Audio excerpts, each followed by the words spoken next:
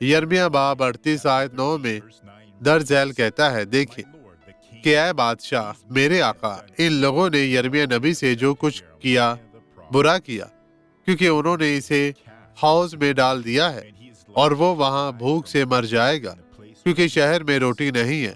پھر بھی یرمیہ نے اپنی جان بچائی تھی۔ اس سے کوئی فرق نہیں پڑتا کہ آپ کے ساتھ کتنی برائی کی گئی ہے بھائیو، کیونکہ خدا آپ کا محافظ ہے اور آپ خدا کے جنگجو ہیرو ہیں، کیونکہ آپ کی زندگی میں یسوع ہے۔ مجھے پکاریں، وہ کہتا ہے اور وہ آپ کو جواب دے گا۔ خدا آپ کو برکت دے۔ آئیں دعا کریں۔ باپ، میں ان لوگوں کے لیے دعا گو ہوں جو مصیبتوں اور پریشانیوں میں اور عظیم آزمائشوں سے گزر رہے ہیں، جو مایوس اور درد میں ہیں۔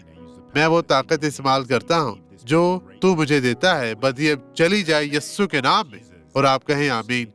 خداوند آپ کو برکت دے۔